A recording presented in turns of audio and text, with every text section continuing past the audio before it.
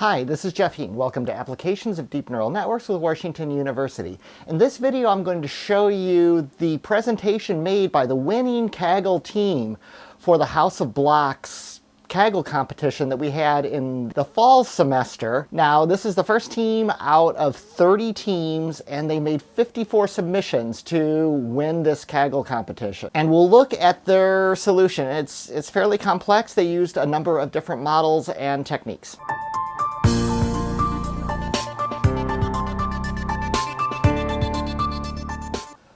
Okay, let me take you through this Kaggle competition real quick because we want to get right into the student presentation.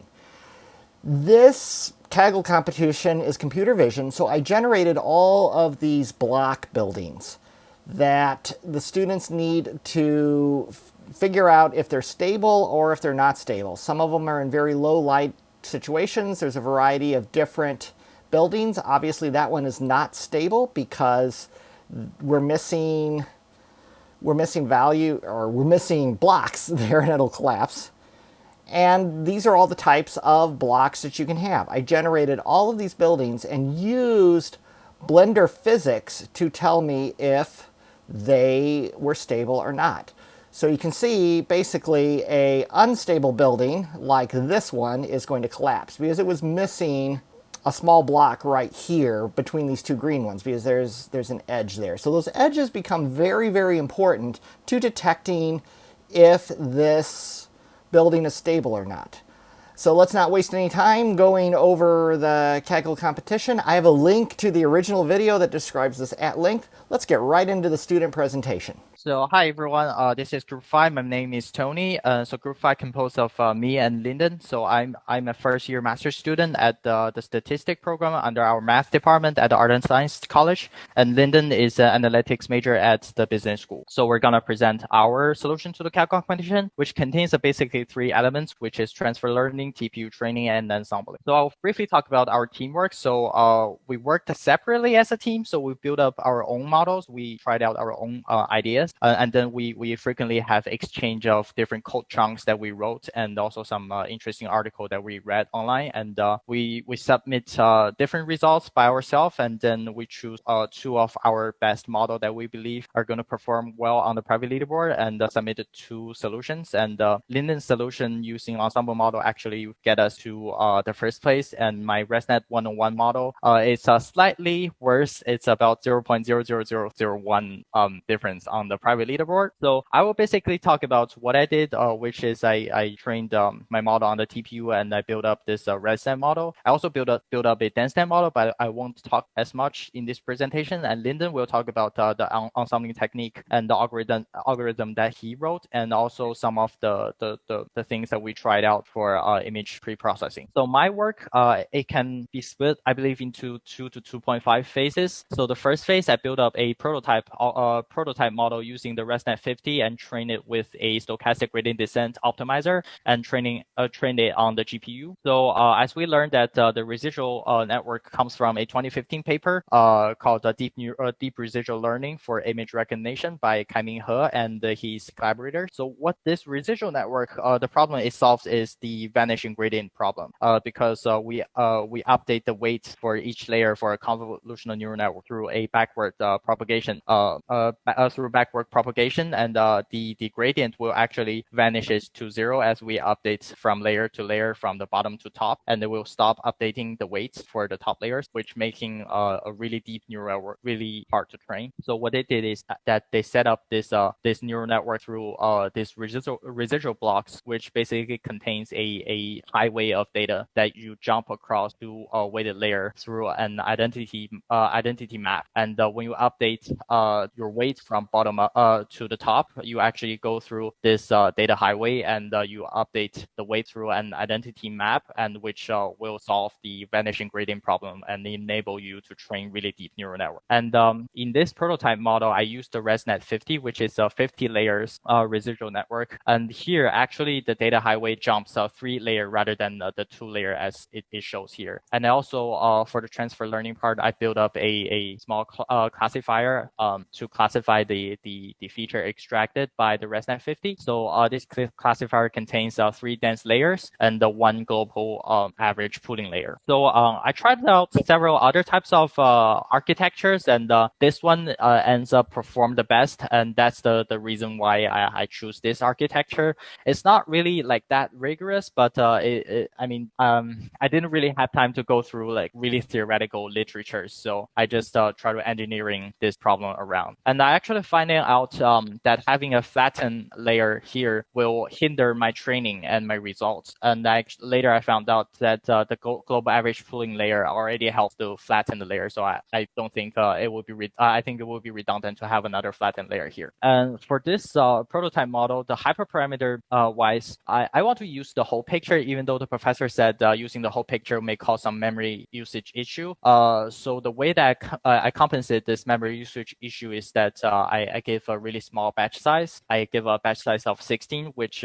did not explode my memory. And I also set up a learning rate schedule, started with 0.001 and then decrease it to 0.001 after the 5th epoch. And it didn't really go to the 10th epoch because I set up a early stopping with the patience of 2, and the algorithm will stop training at around 6 or 7 epoch. And as we see here, it is a slightly overfit. The validation error is slightly worse than the training error, but I don't think it's that big of issue. So I didn't really do much on overfitting to deal with overfitting here. And the training on the GPU, so it takes about 20 minutes to train each epoch, and the whole model takes about 2 hours to train. And it gave us a pretty good starting public leaderboard score. I also, along the way, I also tried different things to augment my data. I tried out to randomly flip my images horizontally and also randomly assign different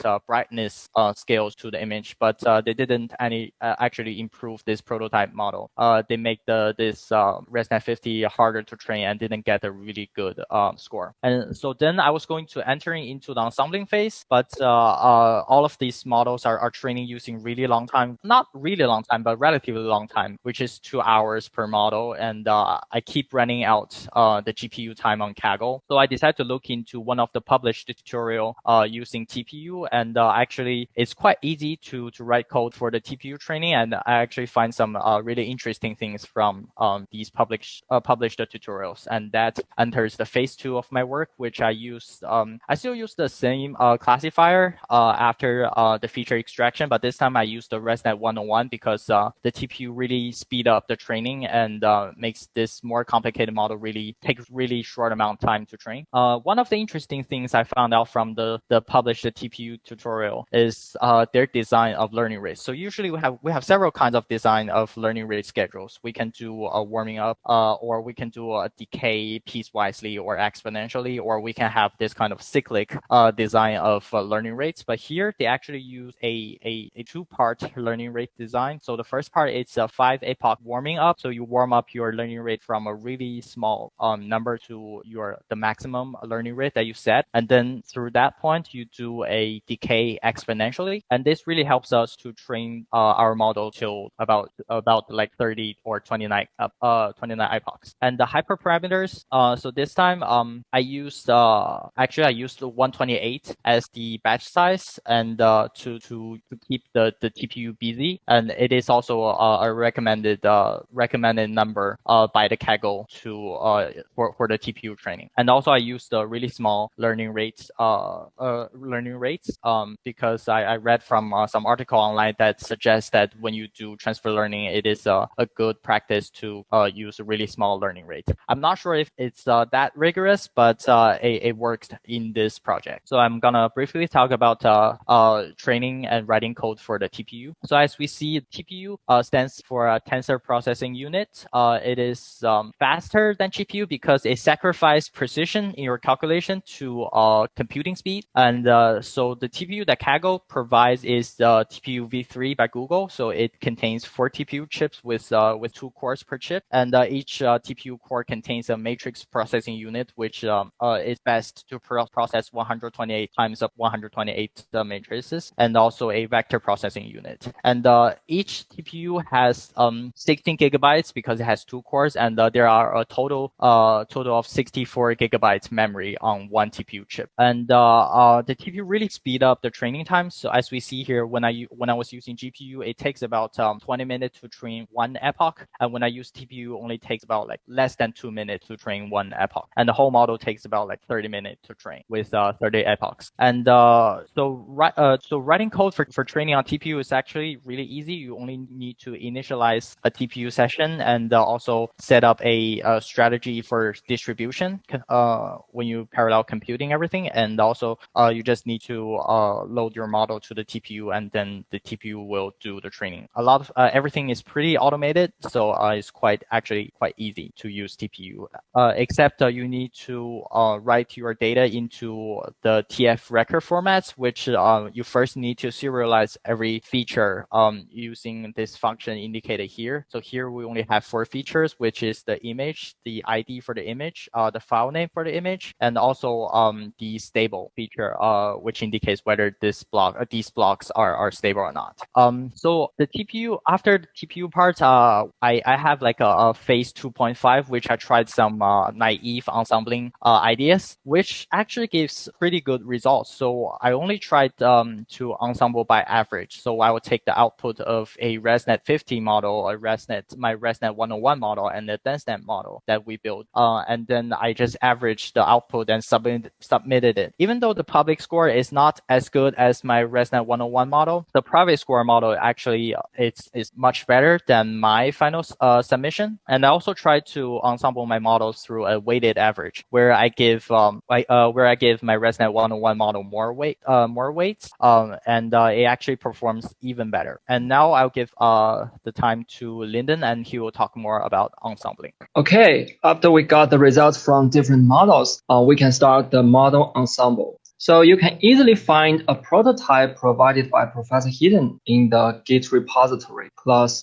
8.2. So when scrutinizing the blend ensemble function, you can tell that models are trained in a for loop. It might work very well when you are using a tabular dataset. However, it is very likely that the kernel will be dead if the training set is a huge image dataset because of running out of memory. So what I did is using the output from models as training datasets for the ensemble model. For example, I trained a ResNet 50 model, and I used the model to predict the training set's probability. And this probability set is a new training set for the ensemble model. Using the output probability set to train the model is time saving and more error tolerant compared with the pipeline method shown above. And as you can see here, I incorporated results from 6 models in the training set, including different layer DenseNet, ResNet, and exception models. And after that, I started to build various ensemble models. I took logistic regression as my base model. The logistic model is intuitive, but you can see here it is underperforming based on the test log loss. So I tried a simple sequential model. Since the training set has only 6 features, the sequential model should not be very complicated. When I tried one DenseNet layer with 64 nodes plus 1 dropout layer, the tag log loss can be reduced to a fairly satisfactory value. But I still wanted to know if I can optimize the hyperparameters. So I adopted the following functions from 8.4 and did some modifications. After I got the optimal hyperparameters, I can rebuild and train the model again. But one caveat is the optimal hyperparameters may lead to the overfit. And last but not least, I want to share one tip when you submit the result. You can select 2 submissions for the scores of private leaderboard. If you don't select a submission, the default is a result with the best score in the public leaderboard. So as you can see here, although we did ensemble, surprisingly, the best model is my first model. And this model is very basic. It's a ResNet 50. So we probably should not focus too much on the score in the public leaderboard. Instead, we need to keep our eyes on the variation of training log loss and test log loss. And next, I want to share some features engineering attempts we made. The first method is gamma correction to improve the brightness of images. We can change the brightness of an image by changing the gamma value. However, the output is not very satisfactory, as you can see here, because as the gamma increased, the image turned grayish. So we applied another method named histogram equalization in OpenCV to increase the brightness as well as the contrast of images. The idea behind this method is quite intuitive. Consider an image whose pixel values are confined to some specific range only, a range of values only, just like this. For example, a brighter image will have all pixels confined to very high values. But actually, a good image will have pixels from all regions of this histogram. So we need to stretch the histogram to both ends, just like this. And this is histogram equalization does. And this method normally improves the contrast of an image. As you can see, here is the result. However, there are two problems with the method. This function somehow can only be applied to gray images. And although the contrast increased, we lost details as well. You can see there are so many blocks with different colors became very dark in this image and cannot be distinguished by each other. What I want to achieve is highlighting the main body of an image and de-emphasizing the irrelevant parts. And I want to see the details of the image. Different blocks may have different textures, which is very important. So I applied a modified function to limit the contrast. As you can see here, this function perfectly met the above criteria. However, this function can be only applied to gray image as well.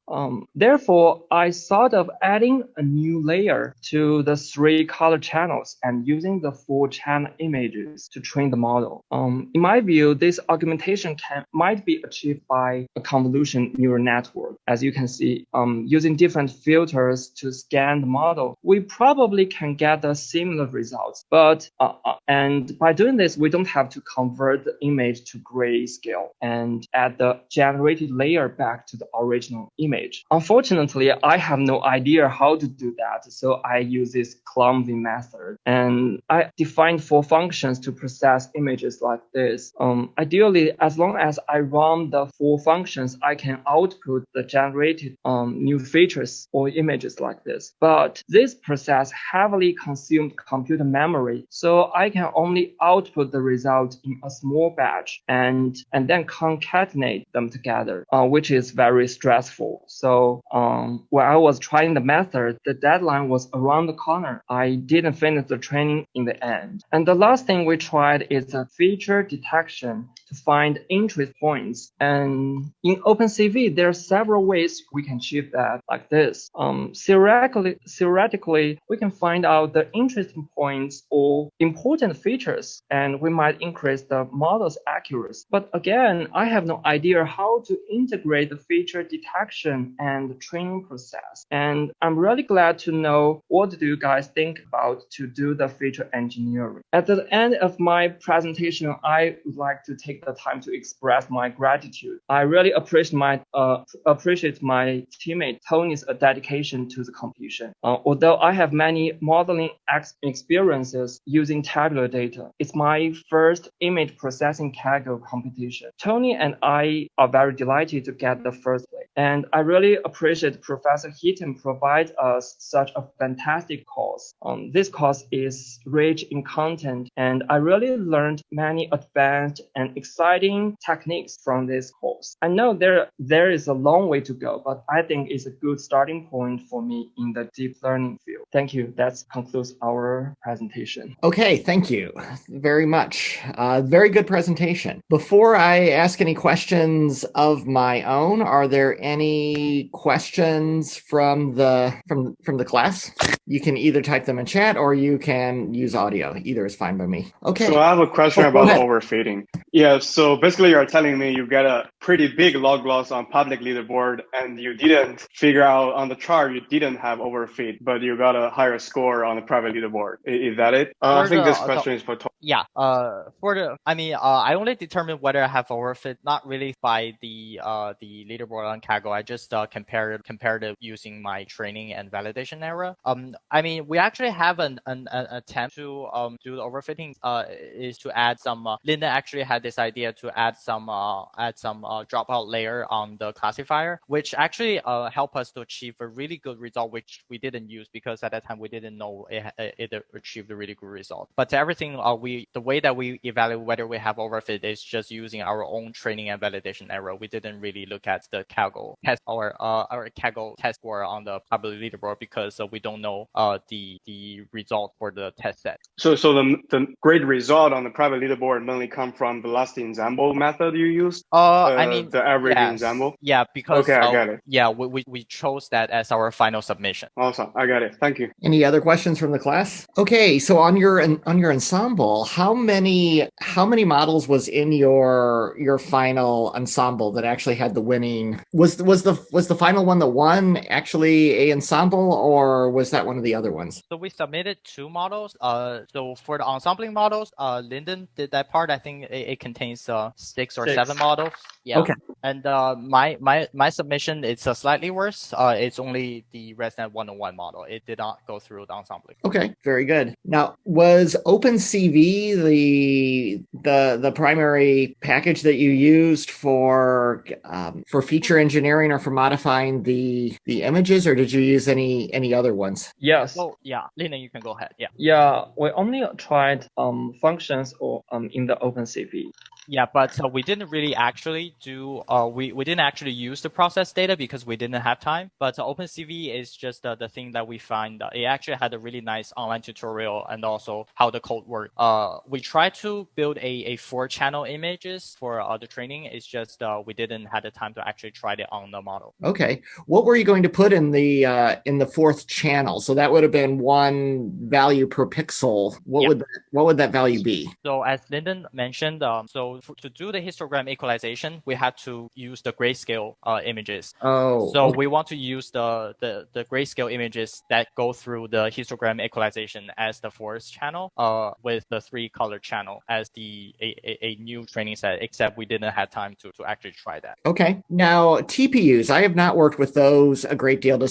I assume Kaggle limits your TPU usage time just like GPU. Yeah. So the Kaggle gives you a 30-hour per week TPU training time, and each time you can train up to, I believe, 3 hours. Okay. For each session. Do you get a separate amount of GPU and TPU? So like if you use up all your GPU, can you still use TPU? Yeah, they're separate. You can have 40 hours of GPU and 30 hours of TPU. So I think I have heard of people in Kaggles using both just so that they use their full allotment of each. Yeah, it's actually quite expensive if you just buy TPU training. I believe it's like $8 per hour on Google. Oh yeah. Now did you just use Kaggle or did you use Colab any? No, we didn't use Colab. We just used Kaggle, and we run some Jupyter notebooks on our local machine. Okay. Yeah, moving the data in and out of Kaggle into Colab is what I've always found to be kind of challenging, especially since you have to move it all completely back in every time Colab restarts. Okay. What's your overall impression of TPUs? Did you find that what was in the class was pretty applicable to them, or did you have to learn a lot of additional material to use TPUs? I actually didn't have to learn a lot of materials. Kaggle already gives a pretty good tutorial on how to coding for it, and it's actually relatively easy to adapt your GPU model to the TPU. I learned a lot preparing for this presentation, what is the history of the TPU and also like how it works. Okay.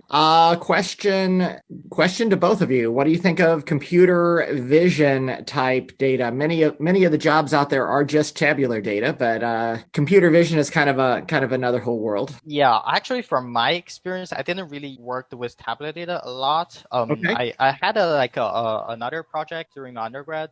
It's also on computer vision, so I only had experience working with images, and that one was like a surveillance data that you try to estimate the trajectory for each test. Okay, very good. Tony, have you? What do you think of images? For me, I think it's very complicated for me at the very first, and because I have no idea what is image processing before this course, and I really think this is an amazing course to teach you how to process image and to teach you deep learning from the very beginning. Okay, very good, very good. Well, thank you both for your efforts in the competition. Very good. Thank you for watching this video, and if you're interested in artificial intelligence, this course, you can watch the whole thing on YouTube. Please subscribe to my channel and give this video a like. Thank you very much.